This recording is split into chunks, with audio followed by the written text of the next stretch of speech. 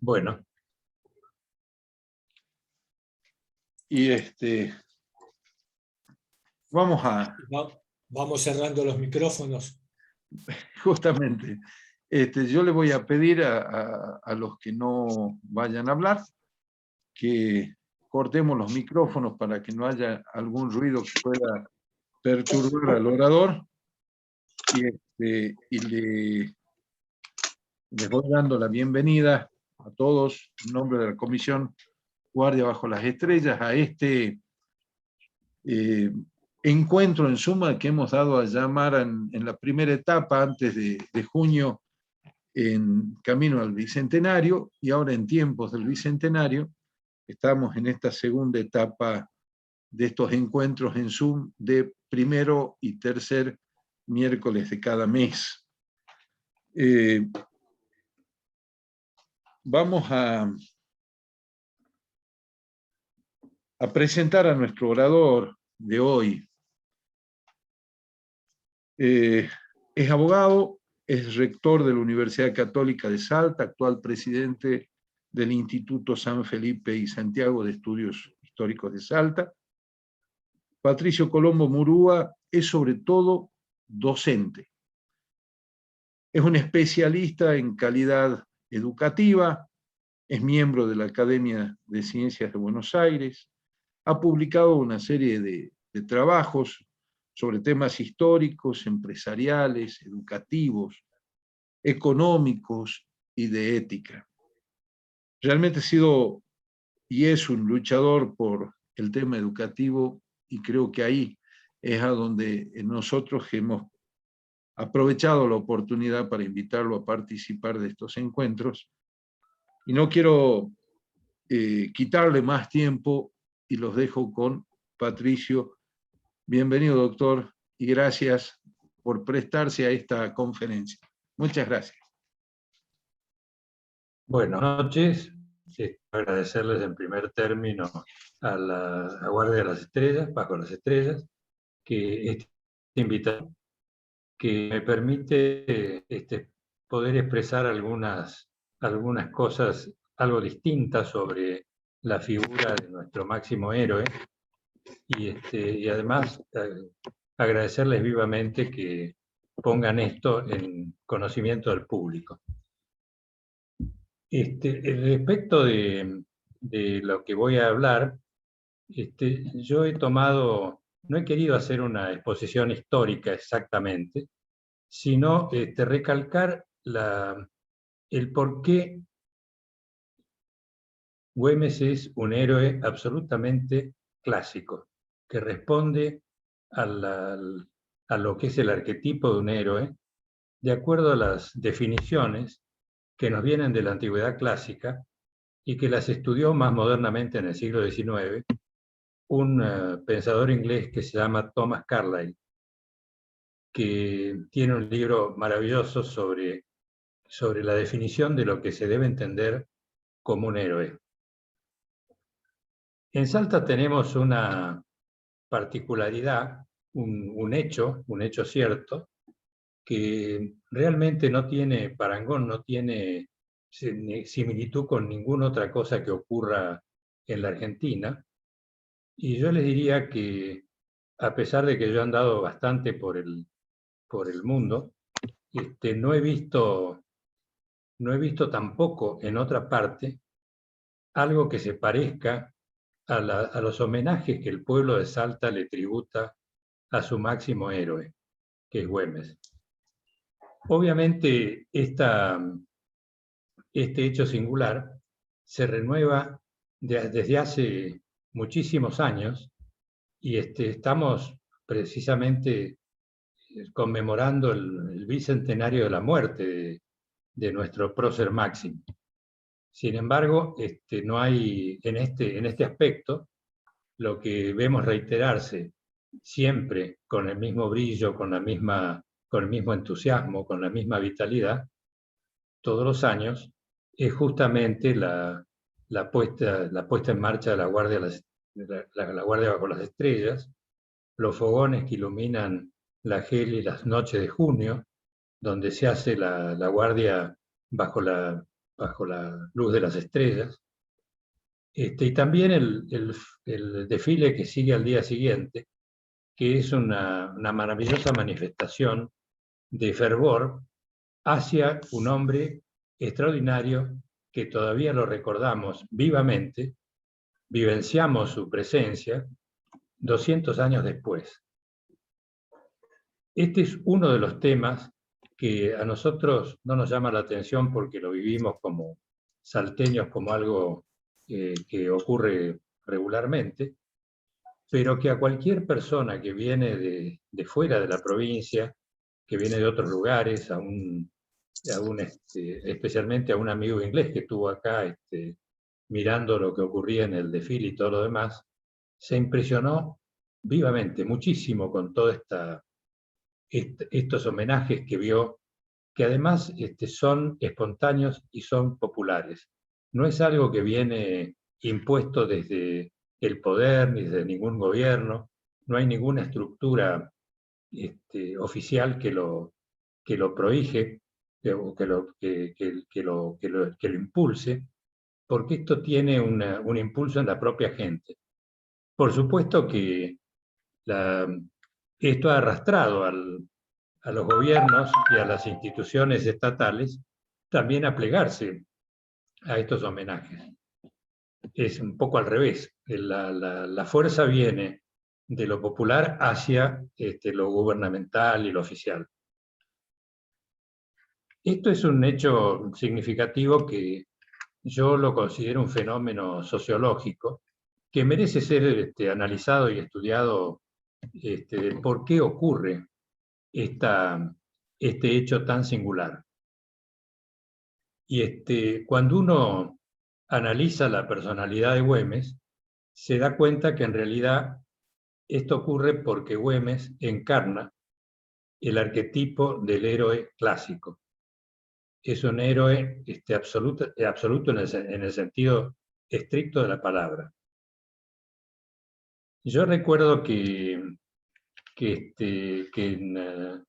en otros tiempos, visitando, por ejemplo, países europeos, estuve participando en algún acto de homenaje a personajes muy estimados por la historia de esos países, pero en realidad lo que uno veía es que esto venía de las instituciones de cultura oficiales, venía de las intendencias o del poder central de ese país, y no como acá. Entonces, yo lo que les quería proponer es que realmente entráramos en el entresijo de la realidad de lo que pasa con Salta, que todavía tiene esta devoción popular pero de máximo. Cuando uno mira ese magnífico desfile donde vienen miles de gauchos de todas las provincias, de todos los fortines que se han armado a lo largo del tiempo, y vienen con sus mejores galas, vienen ataviados con sus trajes tradicionales, con sus galas máximas, con los estandartes que ondean al viento de los fortines y todo lo que uno ve en este magnífico espectáculo, realmente cabe preguntarse qué es lo que produjo esta gran emoción popular que realmente emociona y conmociona mucho a quien lo percibe, quien lo ve al espectáculo.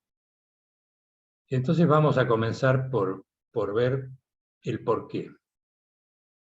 ¿Quién fue este personaje que promovió tales sentimientos de devoción y de amor, digamos, de amor popular? Primero, Güemes es un hombre que verdaderamente tiene todas las características esenciales, como les dije, de un héroe clásico. Primero, su valor. Un valor reflexivo, pero indómito al mismo tiempo. Y esto lo validó Güemes en distintos episodios, empezando por el primero, que fue la batalla de Suipacha. Casi al principio de la lucha por la libertad de la patria. Es decir, el 7 de noviembre de 1810, Güemes participa y es el factor culminante y decisivo de la victoria de Suipacha. Esto lo dice un testigo presencial, que era el teniente coronel José Larrea, que venía con el regimiento de Tarija, y que en momentos, un día antes le entregó al Ejército Nacional 300 voluntarios de Tarija para que integraran el Ejército Nacional. Así que era un hombre importante en cuanto al caudal que aportó, porque en realidad el jefe del Ejército Nacional, que era Balcarce, tenía un puñado de hombres que engrosó con este ingreso del regimiento de Tarija. Güemes participa allí, y esto lo tenemos testimoniado por Larrea, que él considera directamente que fue Güemes el factor decisivo, y él fue un testigo presencial y calificado. De manera que en esto no cabe duda. Y fue una batalla muy, muy, muy importante, porque abrió a las fuerzas patrias el dominio del territorio del Alto Perú directamente durante más de 6 meses, sin discusión de nadie. Es decir, fue un triunfo rotundo. Fue un triunfo que acabó con la resistencia realista por un largo tiempo. Curiosamente, Güemes, poco tiempo después de esta victoria, es silenciado y de alguna manera alejado del Ejército Nacional. Él plantea un pedido de pago de los sueldos que se le adeudaban, y allí se le contesta que desde el 8 de enero, ¿no es cierto?, de 1811, Güemes no figura como en la lista de oficiales que estaban en el Ejército Nacional. Cabe preguntarse por qué no figuraba ya, por qué no estuvo, por qué lo separaron del ejército. Lo separaron por la simple y sencilla razón de sus discusiones con los oficiales porteños, especialmente lo sabemos inclusive por alguna tradición oral, con una discusión muy fuerte con Castelli, que era el representante de la primera Junta de Gobierno en el ejército, con mando político sobre ese ejército, y Castelli directamente no actuó para nada, paralizó al Ejército Nacional, que debía haber batido y debía haber terminado con el reclutamiento de tropas y con el armazón de los nuevos ejércitos que después batieron a las fuerzas nacionales. Güemes fue desplazado entonces. Pero hay otro hecho curioso que también tiene como protagonista Castelli, que días después de la batalla de Suipacha, para ser precisos, el 10 de noviembre de 1810, él oficia Castelli oficia al gobierno contándole el resultado de la batalla de Suipacha, y además dando una cantidad de inexactitudes increíbles sobre otros pequeños encuentros que habían sido, uno muy, muy limitado, que se llamó el encuentro de Almona, y otro el de Cotagaita, donde miente descaradamente. Pero además, en el parte de la batalla de Suipacha, tampoco lo menciona a Güemes, ni a sus gauchos, ni a los tarijeños, ni a ninguna cosa que no fueran referirse a las tropas de Buenos Aires. Es decir, se reserva en ese parte la adjudicación de la gloria de la victoria a las tropas y a los oficiales de Buenos Aires. Esto es un antecedente para tener en cuenta. Poco después del 10 de noviembre, a José Larrea lo mandan de vuelta a Tarija, y empiezan a desembarazarse de los oficiales que no eran de Buenos Aires. Esta va a ser una constante en el Ejército Nacional, que incluso le va a costar la carrera a José Moldes, que era un hombre formado en España, y formado en las tropas de élite, como que era parte del guardia del corps de guardia del rey. Inclusive lo conoció al rey de España, Moldes. Este hombre, que sabía perfectamente bien lo que era la estrategia, lo que era la batalla, y que inclusive fue uno de los que organizó el plan de batalla de la batalla de Tucumán, fue expulsado del ejército en una especie de huelga militar contra él y sucesivamente contra Holmer, que era un militar de origen germánico, que también fue sacado del ejército porque no respondía a las simpatías de la oficialidad porteña. Por eso le digo, el antecedente de Suipacha es una constante. Le cito el caso de José Moldes y Holmer, pero hay muchas otras anécdotas respecto de este tema. Bueno, primer acto de Güemes, glorioso, Suipacha. Él ya había sido ascendido de cadete a teniente por pedido de Feliciano Chiclana, que fue el gobernador de Salta puesto por la Revolución, en atención a sus méritos militares en la custodia de la quebrada de Humahuaca y previo a todo el tema de la batalla de Suipacha. Así que era un oficial distinguido, aún con sus pocos años, desde el principio de su carrera.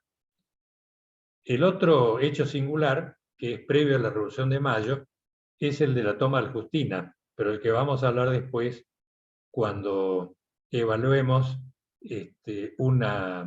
un tema que es muy característico también del héroe, que es el hecho de que el héroe hace siempre hechos insólitos, aparentemente imposibles, como puede ser la toma de un buque que está navegando o que está en el medio del agua con una carga de caballería. Esto lo vamos a analizar luego porque inclusive deseo leerles el testimonio que da Pastor Obligado, que es una persona que escribió sobre este tema, y también el testimonio del capitán de la nave Justina, que es la que toma Güemes, que escribe en 1818 un libro en Londres, donde cita el hecho. No lo menciona Güemes, pero menciona que fue un hecho realmente absolutamente especial para poner en los análisis, en los anales inverosímiles de la historia. Hechos absolutamente descomunales. Bueno, entonces lo tenemos en Suipacha, pero después los tenemos en los encuentros que se suceden más adelante. Lo tenemos cuando Güemes retorna al ejército, después de ser nuevamente separado el ejército en el momento que Belgrano toma el mando. Lo vuelven a separar y mandar castigado por una situación absolutamente absurda, por un romance fútil. Hay que acordarse que Güemes era un oficial que no era casado, era un hombre soltero, y Belgrano lo manda sin escuchar sus argumentos, sin darle derecho a la defensa, por una serie de intrigas de un alcalde de una provincia y de los oficiales del ejército del norte, lo manda castigado a Buenos Aires, al Estado Mayor. Este hecho fue sin duda algo providencial, porque allí Güemes lo conoce a San Martín. Y San Martín, a raíz de este conocimiento, empieza a apreciar el potencial militar que tenía Güemes. Cuando finalmente, después de las derrotas del Capugio de Ayohuma, se lo designa a San Martín jefe del ejército del norte, él viene acompañado por Güemes. Llegan a Tucumán y inmediatamente, 3 días después, San Martín lo nombra jefe de la avanzada sobre el río Pasaje a Güemes. Acá cabe una aclaración. Las avanzadas eran 2. Una era sobre el río Pasaje y la otra otra avanzada que estaba a cargo de Dorrego en ese momento, el coronel Dorrego.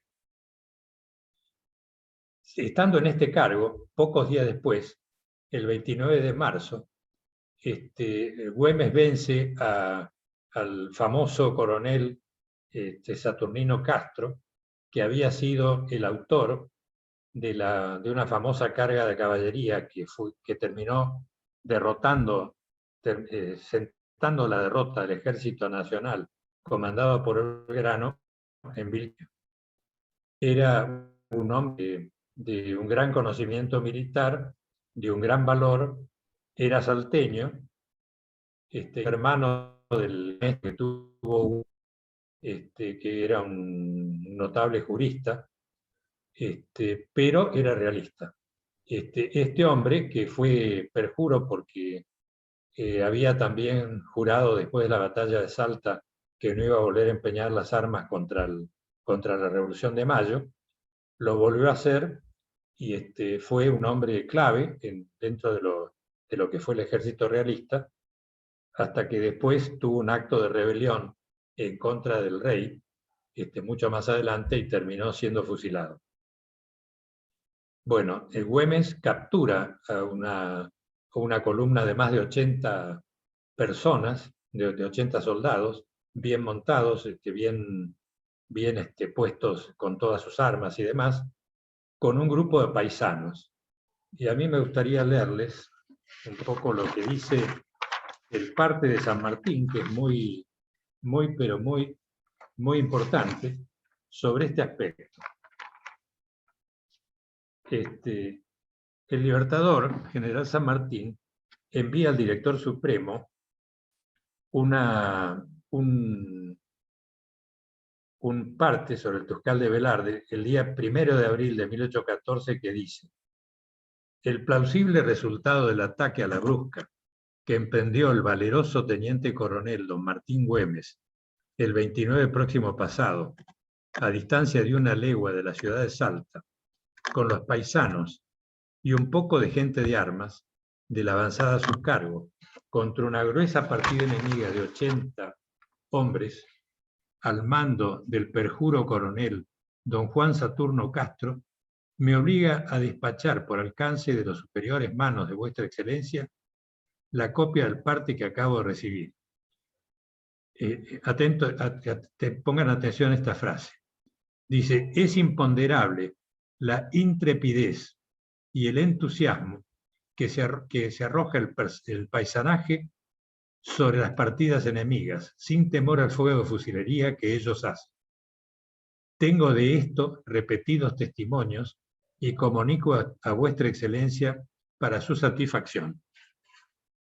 Es acá clarísimo, no solo que destaca el valor indómito de Güemes, sino también el de los paisanos que lo acompañan, es decir, el de los gauchos, porque él dice que la gente armada, es decir, la gente de línea del ejército, era realmente un grupo muy pequeño. Así que en esta batalla, el rol decisivo en realidad estuvo en manos de Güemes y de sus gauchos. Esta es otra cosa que hay que reiterar, ¿no es cierto? Entonces, Güemes aquí está aludido en este parte, muy bien señalado. A raíz de esta acción, el general San Martín lo asciende de alguna manera.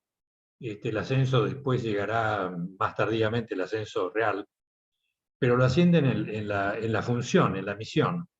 Le asigna toda la jefatura de las dos vanguardias, de la vanguardia sobre el río Pasaje y de la otra que estaba al comando de Dorrego.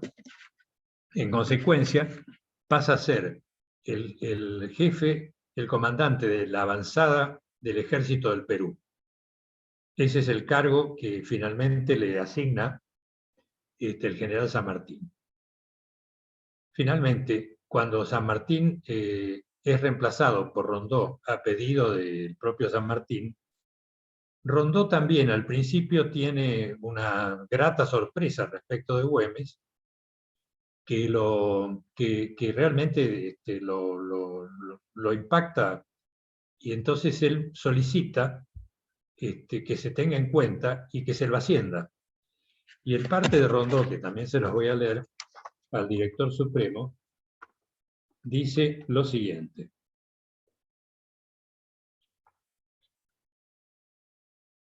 Son bastante notorios a la supremacía de vuestra excelencia los servicios que ha hecho al Estado el comandante general de avanzadas, teniente coronel don Martín Güemes, Miguel de Güemes, en el bien combinado plan de hostilidades que ha sostenido constantemente y con honor las armas de la patria, estando el tiempo que ha ocupado el enemigo en las plazas de Salta y Jujuy. Esto es un documento que está en el Güemes documentado, en el tomo 2, página 295. Este tema es interesante porque Rondó conocía perfectamente la calidad militar de Güemes, inclusive habla de su plan de hostilidades, perfectamente concertado y desarrollado con gran maestría por este distinguido oficial que era Güemes. También Rondó pide un ascenso que le va a llegar, que es cuando lo nombran coronel graduado del Ejército Nacional. Como ustedes ven, cada uno de los ascensos de Güemes va recibiendo acciones militares. No son ascensos que él logra por amistades o por alguna acción política, ¿no? Él los gana en el campo del honor, en el campo militar, en el campo de la gloria, luchando. Este es otro elemento que es muy importante. Lo que pasó después con Rondó fue muy curioso porque tiene que ver con otra condición que Güemes demostró tener, que es una extraordinaria fortaleza en cuanto a su carácter, que esta es otra condición heroica. Fíjense que hacia el mes de septiembre de 1814, Güemes se enfrenta con una situación difícil, porque el coronel Martín Rodríguez había detenido a un grupo de gauchos que en realidad estaban bajo la dependencia exclusiva de Güemes. Entonces él el día 17 de ese mes le oficia al coronel Rodríguez diciéndole que los ponga en inmediata libertad por así corresponder, porque esa gente depende de él. Y que si los gauchos han hecho alguna cosa que no corresponde, él se va a ocupar de lo que tenga que hacer. Lo cual en realidad era lo que debía haberse hecho y tal como se debía haber procedido. Pero la contestación de Rodríguez crea una situación muy irritante, porque el oficio de Güemes, si bien era enérgico, era respetuoso. En cambio, Rodríguez le contesta con una soberbia descomunal que le voy a leer porque no hay que perder una sola palabra de lo que dice. Fíjense, la respuesta, que es inmediata y bastante iracunda, expresa. Dice lo siguiente: he recibido el oficio con fecha 17 del corriente con el que U, ni siquiera le pone usted, ¿no? Es U punto. Con el que U, con escándalo, se ha atrevido a insultar a la nación y a mi persona. Fíjense la soberbia de este coronel porteño, que dice que porque Güemes le hace un oficio reclamándole la libertad de gente que está bajo su mando, esto ha sido un agravio a la nación y a su persona, ¿no? ¿Quién es usted, quién es señor comandante de gauchos, para percibirme? ¿Quién el que ha atropellado, vulnerado los respetos de un regimiento de línea y de lo que está practicando el gobierno con la fuerza del atentado que ha cometido el Pardo Panana? Panana es un liberto de Güemes, que después va a tener un entredicho con Güemes muy, muy especial, que está relatado en una conferencia que dio Juan Carlos Dávalos en el Jockey Club en el año 1921 y muy bien documentado. Pero ese es un tema que después lo veremos.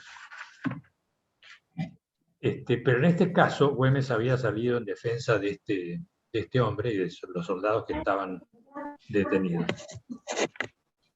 Bueno, este oficio, muy desgraciado, tiene una derivación, porque en realidad el general Rondó, que debía haber mediado entre estos dos oficiales de idéntico rango,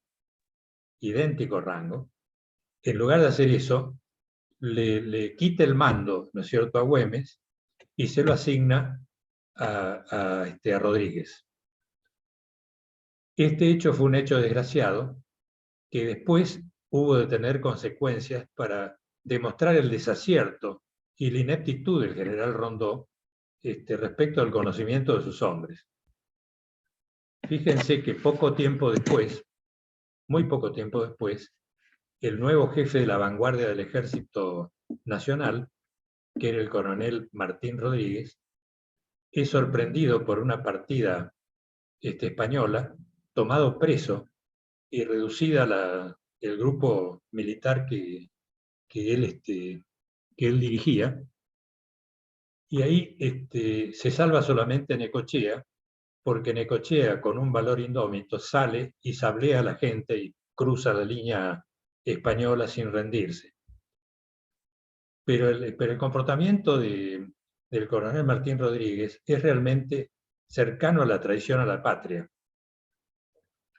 Esto lo podemos recoger de las memorias de Pezuela, que también me gustaría leerles para que ustedes no crean que yo agrego ninguna cosa que no esté perfectamente registrado.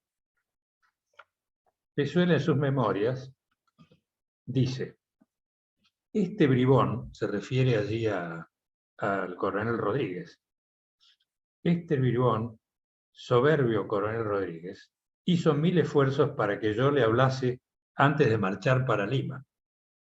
Accedí a su súplica y le mandé comparecer para que explicase, informándome de la pura verdad del estado de los enemigos, así en razón de la fuerza, como pensamiento de Rondó y su gobierno. Díjome que Rondó había unido 5000 hombres, los últimos refuerzos que le habían llegado de Buenos Aires, y que debía atacarme desde los primeros o mediados de abril, que sabía la fuerza con la que yo me hallaba y lo apurado que estaba por mi espalda, que dicho su gobierno los tenía engañados con que el rey Fernando estaba en Lisboa, repudiado de la nación, y dominando en España el partido de las Cortes.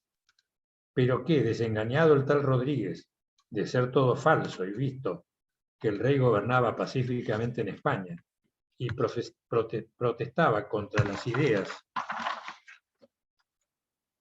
de Buenos Aires, juraba, como lo hizo por escrito, obediencia y subordinación al rey, por quien era coronel. Con este pretexto pudiese el desengañar a Rondó y a todos los oficiales de su ejército de la equivocación en que se los tenía el gobierno.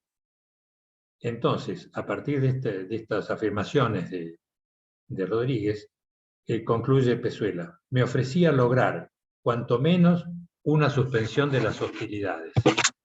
Como ustedes verán, este prisionero reveló secretos de la situación militar de su propia fuerza, reveló los pensamientos de Rondó y le explicó al enemigo una serie de elementos que le sirvieron para ajustar su conducta y poder después actuar en consecuencia.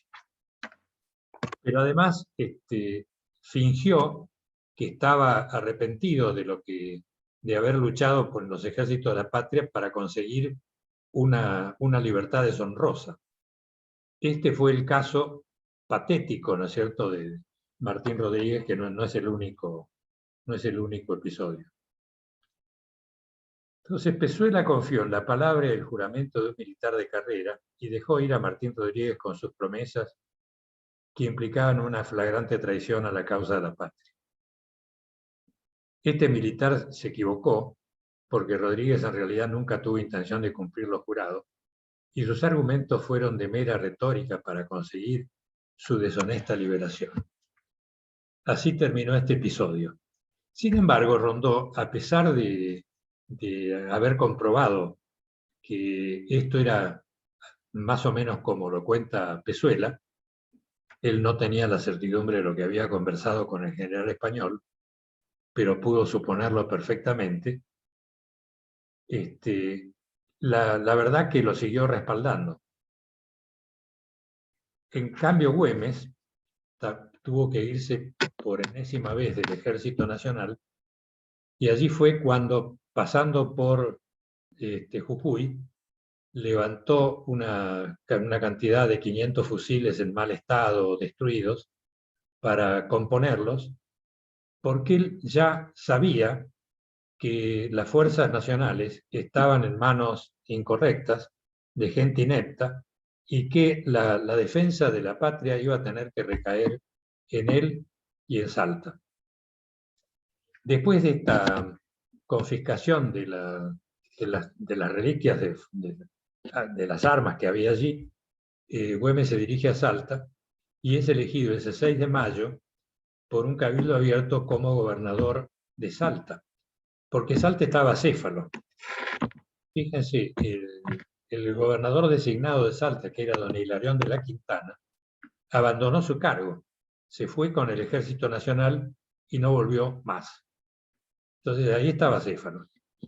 Y al mismo tiempo había problemas en el orden nacional, de manera que este nombramiento se hizo regularmente, y además el gobierno nacional después lo reconoció a Güemes como gobernador electo, que es lo que correspondía en base al principio de soberanía popular que defendía la Revolución de Mayo. Bueno, acá entonces hemos visto cómo este hombre hasta aquí fue un hombre de un valor ejemplar, un hombre que siempre se ciñó a los reglamentos, que siempre cumplió la ley, que en realidad fue, por su condición de provinciano, fue separado sin quejas de parte de él del ejército varias veces, y que tuvo que hacer en el fondo todo lo que hizo en breves periodos en que hubo un mando razonable en el ejército. La otra cosa que sobresale en el carácter de Güemes es su prudencia. Si seguimos con el tema de Rondeau, que sigue dando pábulo a que sigamos analizando estos episodios. ¿Por qué Rondeau, tal como suponía Güemes, después del desastre de Sipe-Sipe, fueron dos desastres sucesivos, Venta y Media y Sipe-Sipe, vino ya retirándose, pero habiendo sufrido una catástrofe, una destrucción terrible del Ejército Nacional, hacia Jujuy. Ahí un ex realista que era teniente gobernador, que era Gordaliza, hace una intriga con algunos elementos porteños, Tomás Anchorena allí accidentalmente, y entonces deciden que el Ejército Nacional iba a disolver milicias gauchas. Si esto efectivamente hubiera ocurrido, con toda seguridad el país hubiera perdido su gobierno patrio y la Revolución de Mayo se hubiera extinguido.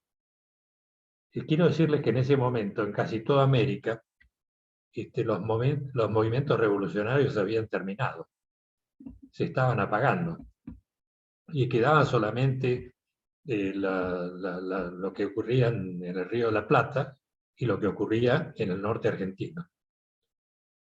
Los demás intentos revolucionarios habían fracasado. No se le ocurre nada mejor entonces al general Rondeau que venir con el Ejército Nacional a deponer a Güemes y también a disolver las milicias gauchas. ¿Qué hace Güemes? Y ahí sobresale su gran prudencia. Pudiendo haber hecho lo mismo que hizo con los ejércitos realistas, Güemes en realidad elude el combate, se retira. Pero es una especie de retiro que no le permite al Ejército Nacional aprovisionarse, porque de alguna manera Güemes tenía que defender el territorio y tenía que defender a su gente y a su pueblo. De manera que se produce esta resistencia sin disparar un solo tiro, pero sí haciéndole saber a Rondó que no le iba a permitir que subsistiera en la provincia de Salta. Las fuerzas nacionales inclusive tuvieron que recalar por ahí por Cerrillos en una viña, que era de una familia salteña, y se alimentaron de uvas como 3 días.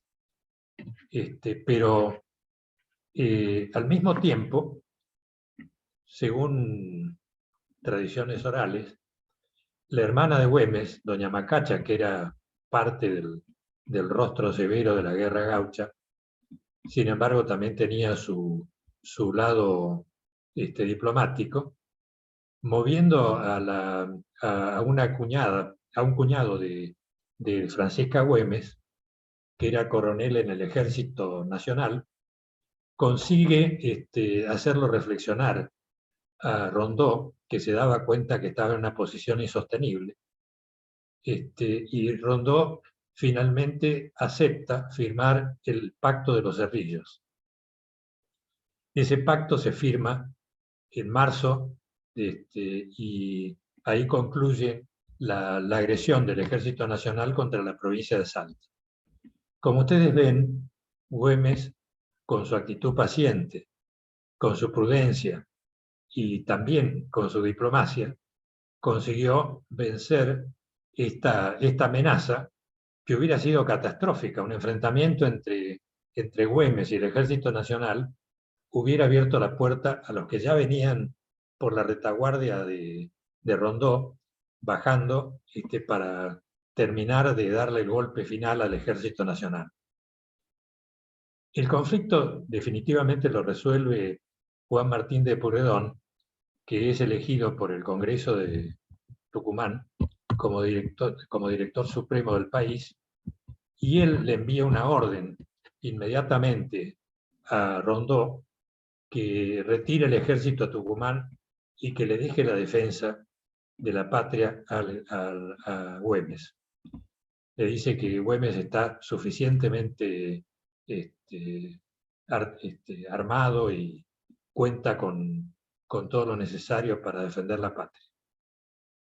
Este hecho culmina así y muestra, como le decía yo, la gran prudencia de Güemes, que se negó, como en otro caudillo que fue Artigas hizo lo contrario, que fue pelearse con el Ejército Nacional.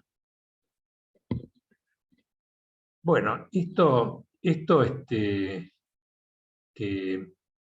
que aparentemente había concluido así, nos hace volver a otra característica que ya les habíamos adelantado, que es el hecho de que Güemes protagoniza acciones inéditas.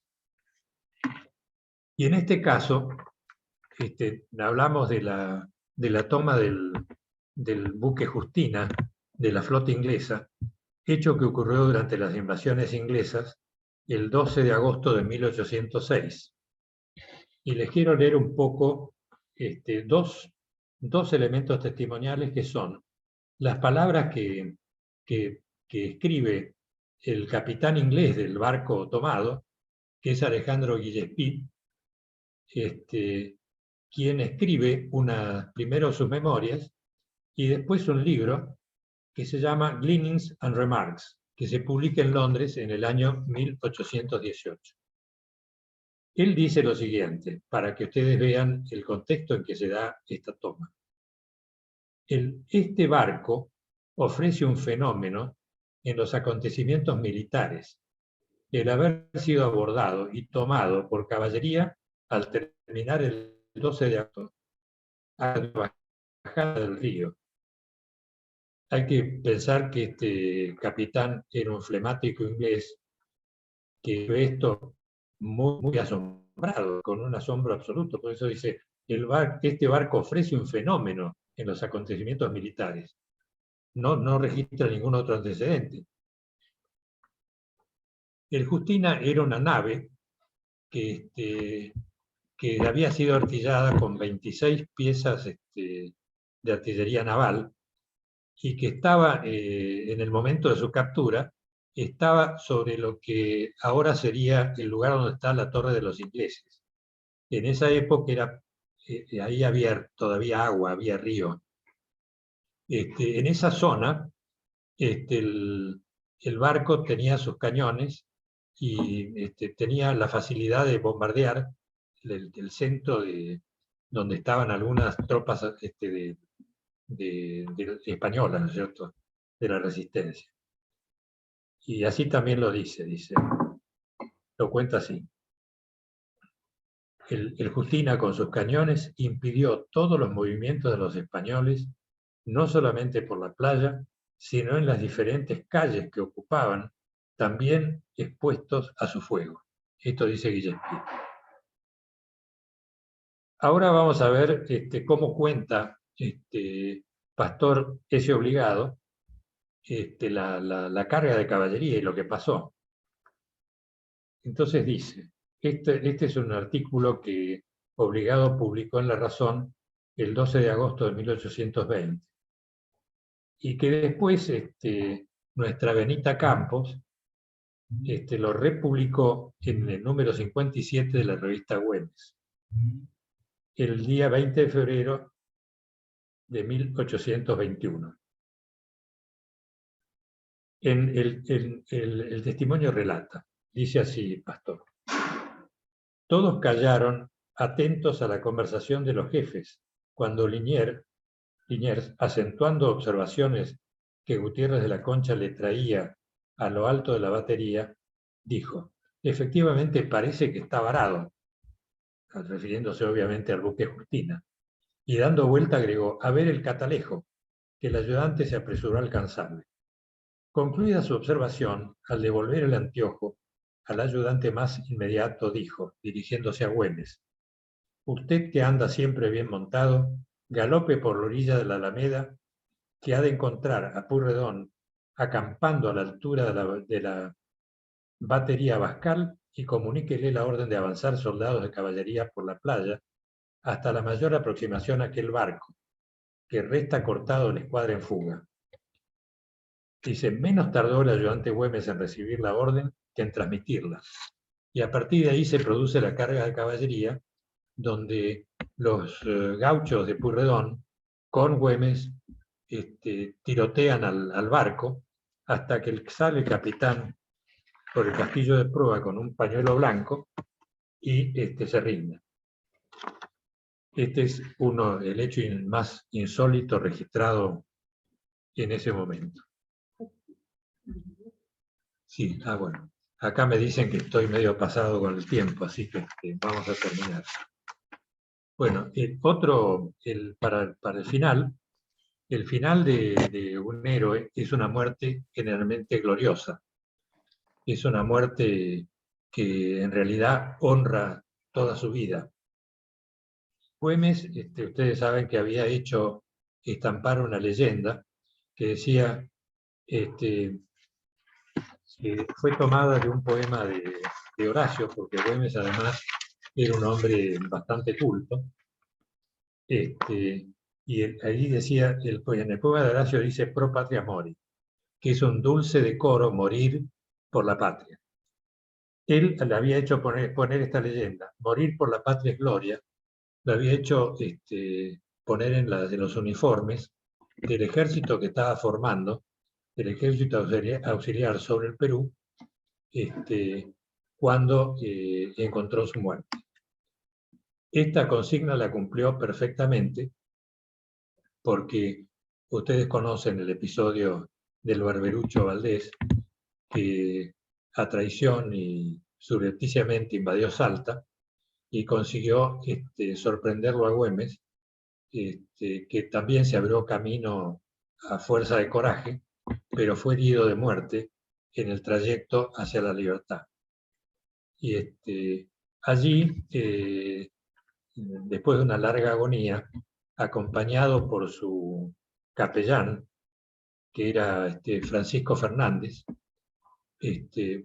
finalmente muere el 17 de junio, pero previamente había llamado a sus oficiales, había llamado también a sus gauchos, y los había hecho jurar que derramarían hasta la última gota de sangre y que morirían como él moría, hasta conseguir que se fueran del suelo de la patria, de la patria salteña, el último español que quedara. No había que consentir jamás en dejar que esta gesta que él había emprendido con los gauchos se perdiera.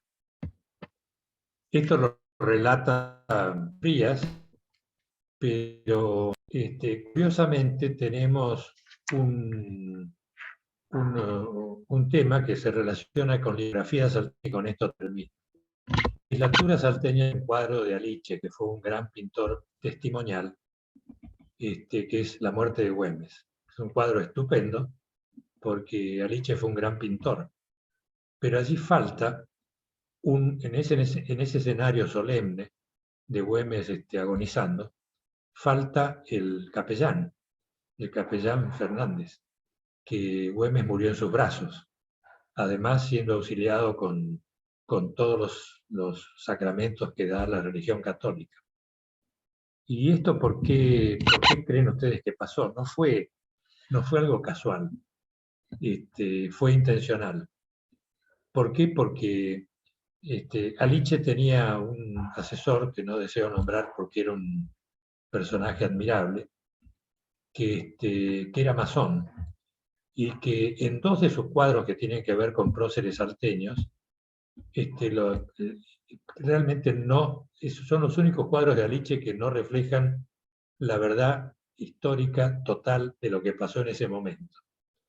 Uno es la sesión del Congreso General Constituyente presidido por Zuviría, donde a Zuviría se lo pinta de atrás y medio de sesgo, porque era también un prócer de una catolicidad absolutamente franca y clara, y el caso de Güemes, que también le pareció a este asesor que debía de alguna manera prescindirse de la dimensión religiosa de un caudillo como Güemes, que era en realidad un hombre de fe. Bueno, con la muerte de Güemes se produce esta cosa extraordinaria que es la transferencia, y de esto habla también Carlyle, a quien le cité, la transferencia de las virtudes y del ideario de Güemes a su pueblo, a la gente que lo siguió, a sus gauchos, que lo encarnan, lo llevan en su corazón y todos los años reviven ellos esta gesta maravillosa que hizo Salta en bien del país. Y que si no hubiera sido por Güemes, como les dije, lo más probable es que no hubiéramos tenido éxito con la Revolución de Mayo. Así que ya es la hora de terminar esta charla. Disculpen si me he excedido en el tiempo. Patricio, no es problema de tiempo acá, no tenemos por suerte la rigurosidad de cumplir con el espacio concreto del tiempo que a veces nos coartan ideas, ¿no? Desde ya agradezco la voluntad de plantearnos esta charla y querría, si no hay inconveniente, abrir las preguntas, digamos, si alguno de los asistentes quiere preguntarle algo a nuestro orador. Le pido que abra el micrófono. Voy a tratar de darle la palabra. Sí, ¿quién anda hablando por ahí? A ver. Bueno, ¿cómo le va? Jorge. ¿Cómo estás? Creo que es Darío Gallardo. No te estoy viendo, Darío. A ver. Ahí, No, ahí, bueno, no te, hola, ahí. no te veo en la imagen, pero te escucho. Sí se lo escucha. Te escuchamos, sí. Bueno, muy buena la oratoria y a mí me viene como anillo al dedo, como quien diría. Muchos de los presentes me conocen y agradezco haberme permitido ser partícipe a usted en este momento, escuchando y reafirmando la historia de nuestro héroe gaucho. Realmente se merece no solamente esta oratoria de parte de ustedes, de cada uno de ustedes, que tiene un montón de historia para contarme, para hacerme saber. Y sería muy lindo hacerle saber a la ciudadanía, a nuestro pueblo salteño, que es muy amante de la historia de nuestro héroe y de toda la gesta histórica que vive nuestro país, llevarlo a las escuelas primarias. Estoy trabajando con un proyecto dentro de mi fundación y me interesaría acompañarlos a que ustedes, con todo esto que tienen, lleguen a nuestro... Estoy trabajando en las escuelas primarias estatales y esta oratoria que acabo de escuchar, llevándola al nivel de los niños de la escuela primaria estatal, estimo que viene muy bien, muy bien, porque nos está faltando dentro a la escuela, personas como ustedes, personas grandes, personas, digo, grandes en el sentido de molesto, soy joven, pero enseñar la historia de lo que sucedió, sino la historia. Y ese error lo vivió nuestro héroe y la sufrió porque fue fácil. Entonces, le vendría bien a nuestros niños saber que la historia la está escribiendo y la están investigando ustedes. Y es intención depositársela tanto a la escuela, a los docentes principalmente, y a los niños. Esa es una sencilla propuesta de parte mía y yo de colaborar con ustedes y acompañarlo, transportarlo, o lo que sea necesario. Lo que sea necesario. Desde ya, muchas gracias por permitirme. Gracias, Darío. Yo ahí estoy poniendo en el chat, si es que... ¡Ay! Funcionó mi chat. Ahora sí se te ve, Darío. Ahí las grabaciones de estas charlas las subimos ahí al YouTube para que todo el mundo las pueda aprovechar, así que creo que ese es el primer paso que tenemos que hacer. ¿Alguna otra pregunta para nuestro disertante de hoy? Sí, Ferdi. Yo no pregunta, sino agradecimiento al doctor Colombo Murúa de una charla tan interesante, y me alegro que una persona como él, ex rector de la Universidad Católica de Salta, diga con tanta claridad, si es que he interpretado bien su charla, y sobre todo la parte final de la misma, diga con tanta claridad que la condición católica de Güemes se oculta y que se oculta intencionalmente, y que es eso sobre lo que debemos trabajar a efectos de volver a reencauzar la historia nacional, pero reencauzarla sobre la base de la religión fundacional nuestra, que es el cristianismo católico. Gracias, Ferdi. Mirá, Patricia. la catolicidad de Güemes es absolutamente clara en todos sus actos, inclusive en su relación, inclusive con obispos y personajes de la alta curia, que eran inclusive realistas, que él los acogió, los recibió y los respetó como correspondía. Y en esto contrasta también absolutamente con la figura de Castelli, que era un jacobino terrible y que su jacobinismo nos costó la pérdida del Alto Perú. Si quieren esto se lo explicamos en 5 minutos, pero cuando Castelli llega al norte, y después de Suipacha, prácticamente el Ejército Nacional está posesionado de todo el norte y de las intendencias del Alto Perú, se producen una serie de episodios donde oficiales del Ejército Nacional porteños, jacobinos ellos también, amigos de Castelli, cometen una serie de injurias contra sacerdotes, contra iglesias, arrastran cruces por las calles, en fin, hicieron desmanes. Y esto es algo que registra también la historia, aunque la historia oficial porteña lo oculta. La contrafigura de esto es que los realistas defendían la fe, y por eso inventan, por ejemplo, los regimientos de angélicos, y defendían la fe contra estos jacobinos de Buenos Aires.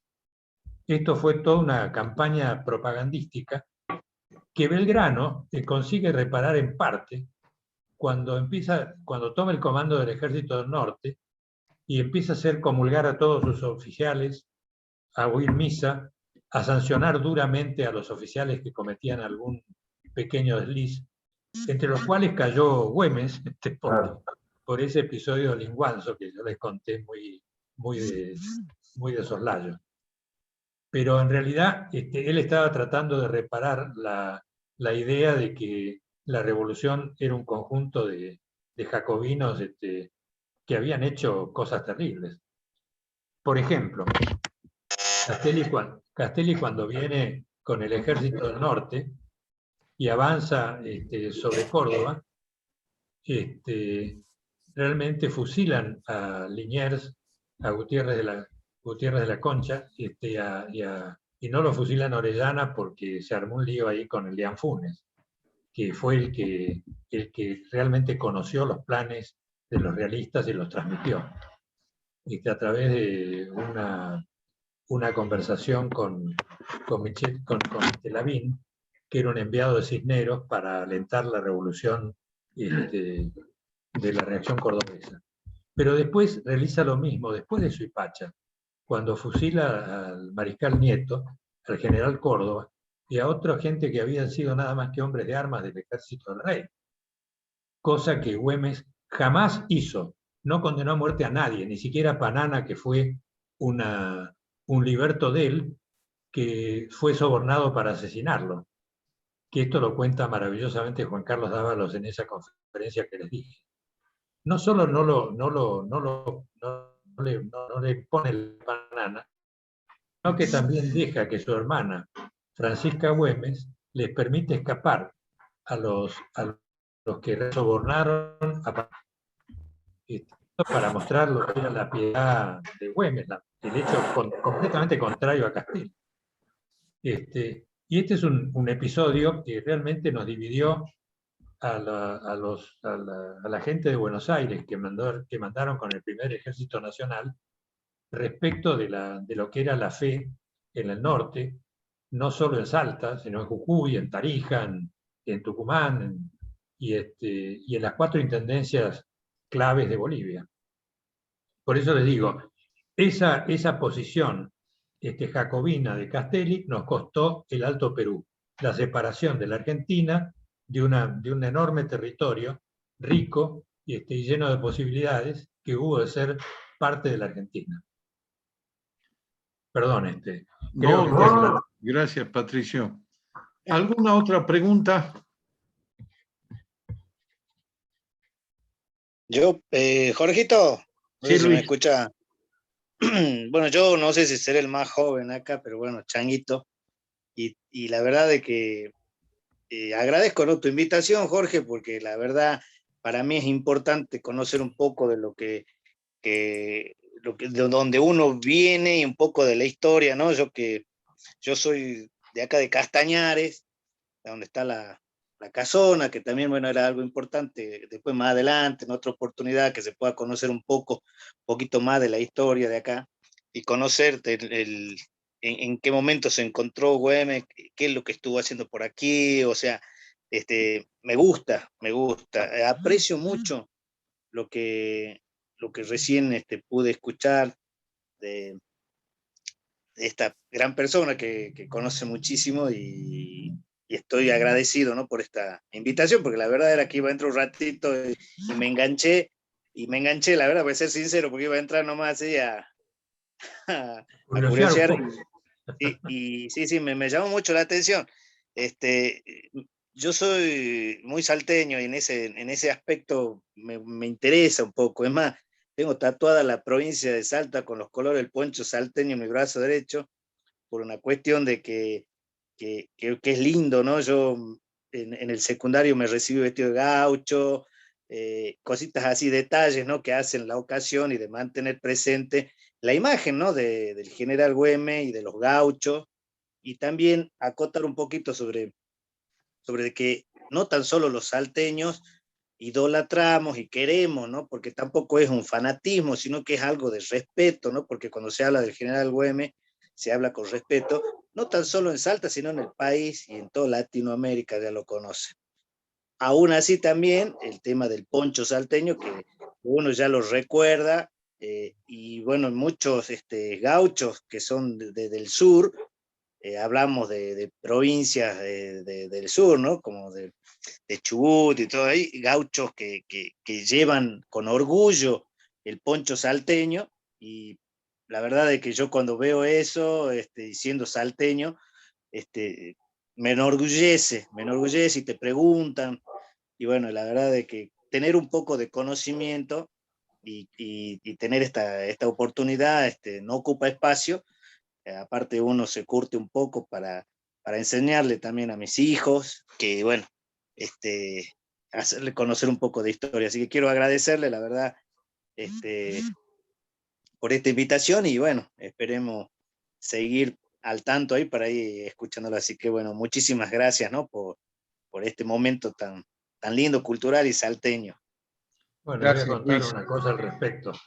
Resulta Sí, que nosotros inclusive le hemos dado en préstamo a los gauchos de Buenos Aires una figura, la figura ética, la ética del gaucho, la épica también, en cuanto a que Ricardo Guiraldes, que fue el que escribió Don Segundo Sombra, inspirado en un personaje real, pero que no lo convencía a Guiraldes porque le faltaba la interioridad del gaucho, la fibra moral. Entonces estuvo acá y Juan Carlos Dávalos lo llevó a la finca del rey, y allí le presentó a gauchos que eran tipo Alzogaray, que era el gran cazador con arma blanca de los leones, ¿no?, del puma. Conoció esta gente de un valor extraordinario, pero sobre todo de una gran integridad moral. Eso lo plasmó, eso lo puso en el formato del gaucho de Buenos Aires, de la Pampa Húmeda. Así que, como ustedes ven, también hemos hecho nuestros préstamos espirituales.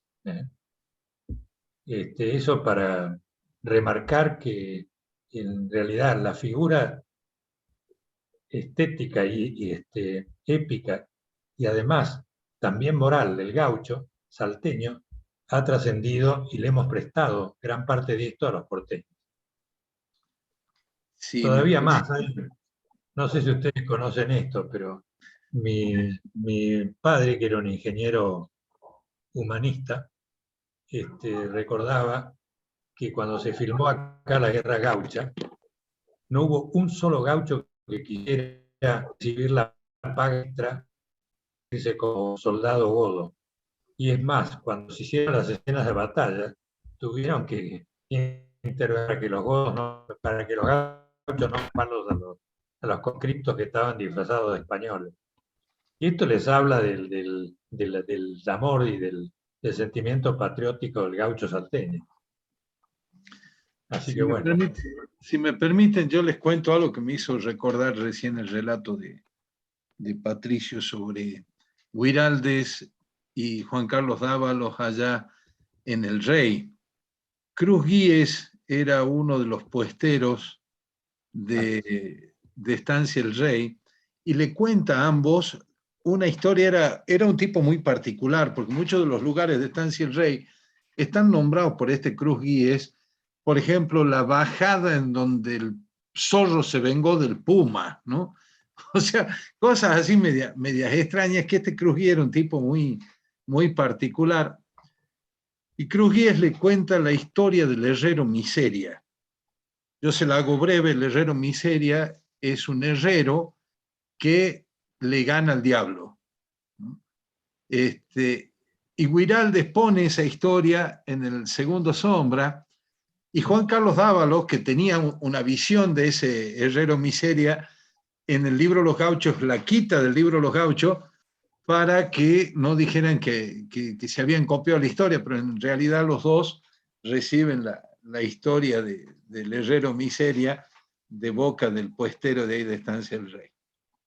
Perdón, eso me acordé, y bueno, la traje a la memoria. Y les cuento que nosotros la hicimos en títere a la historia, ¿no? Fue muy divertido hacerlo en una apuesta con títeres a la historia del herrero Miseria. ¿Hay alguna otra pregunta? Perdón la interrupción. Buenas noches, muy buena la Bueno, charla. Oscar. ¿Qué tal? Un gusto, buenas noches a todos. Escuchando, bueno, la charla, oí el nombre, bueno, de Panana, que realmente es, como bien decía, uno de los gauchos que traicionan a Güemes. Y de ahí me hizo recordar también que había muchos más, y que al día de hoy están homenajeados, por decirlo así, con calles, con monumentos, con diferentes cosas que uno, hasta con instituciones que se llaman como estos personajes, que han sido traidores realmente a la causa, digamos, patriota. Y en esto, por ejemplo, tenemos a Mariano Benítez, también tenemos a Zuviría mismo, que era el cabecilla de la Patria Nueva, el contrincante de Güemes, y que está con Güemes en el Panteón. Tenemos a Cornejo, que también está en el Panteón. O sea que Archondo tiene una calle, un pasaje, Panana mismo tiene un pasaje. O sea que en Salta se tiene ese, como todos dicen acá, el recordamiento a Güemes, pero también se ve que en algún tiempo hubo mucha gente que puso a estas personas en sitiales que no deberían estar, digamos. Y al día de hoy se quiere también subir a estos sitiales a personas oscuras, digamos, ¿no? De la historia, como Arias, como Bernabé Arauz, que pretenden hacerlo héroes nacionales. Así que ahí también hay que recordar eso, no hay que olvidarse, que hay muchos que siguen intentando estas cosas, y seguramente lo van a lograr, ¿no? Van a lograr poner a estos personajes en la historia, que ya la ha juzgado ya la historia de estos personajes, pero lo nombran, lo siguen nombrando. Sí, lo que pasa en estos casos es que el mismo Güemes fue condescendiente con ellos. A Panana le perdonó la vida, y a la gente que sabía que eran traidores también. Inclusive hubo juicios donde se los condenó de alguna manera, y en realidad el que no quiso estigmatizarlos con un fusilamiento, con una sentencia de muerte, fue el propio Güemes. Así que bueno, él mismo los perdonó, ¿no es cierto? Y los dejó para que pasaran estas cosas que ocurren después. Pero de todas maneras, para eso está la memoria, para eso está la historia, para que no nos dejemos sorprender con falsos héroes, ¿no? Y en el caso de Güemes es indiscutible que es un héroe, y nadie lo puede poner en duda. Pero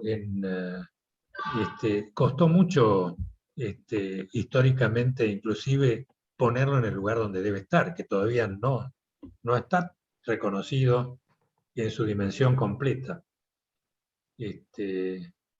Así que bueno, esa es una tarea que hay que seguir llevando adelante con la fuerza que es necesaria.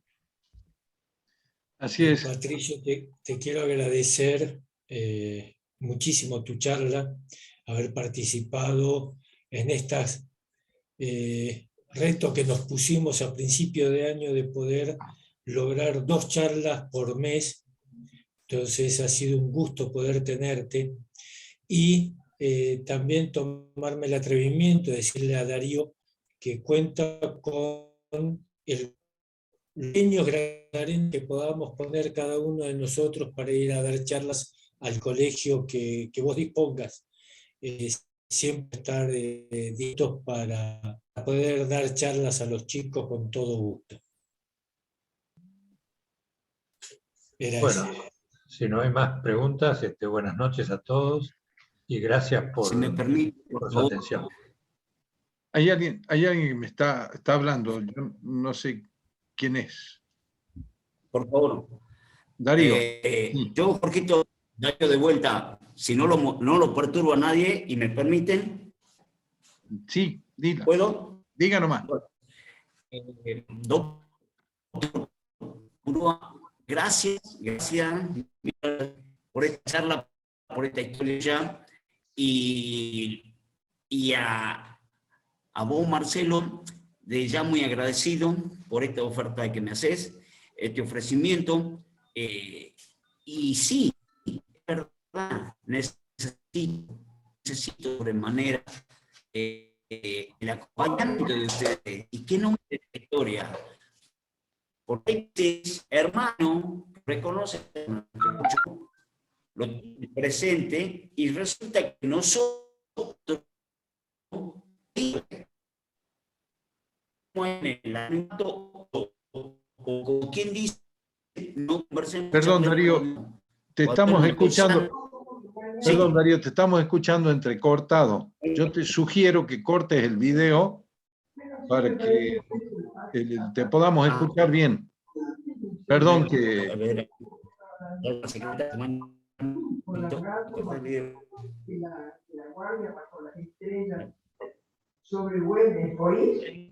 Ahora sí, a ver, Darío, ahora sí. Decía con respecto a ustedes como están haciendo, y yo me pongo a disposición de ustedes para las actividades que podamos realizar nuestra vida por países hermanos, provincias y provincias no están reconocidos muy plenamente. Entonces sería muy lindo que nuestros niños porque los padres, la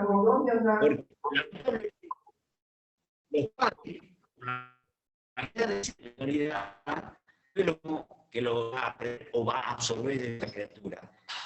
Y por eso es el pedido de auxilio, como diría de mi parte, de que me acompañen y yo poder trabajar con ustedes.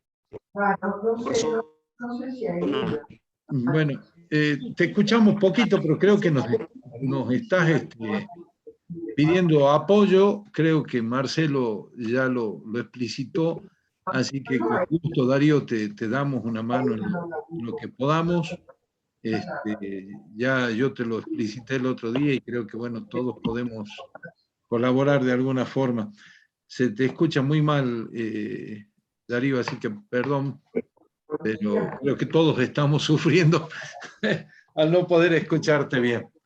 Y yo quiero agradecer al doctor Patricio Colombo Murúa la gentileza que ha tenido de prestarse a esta charla, que no tiene otra intención de hacer conocer nuestra historia.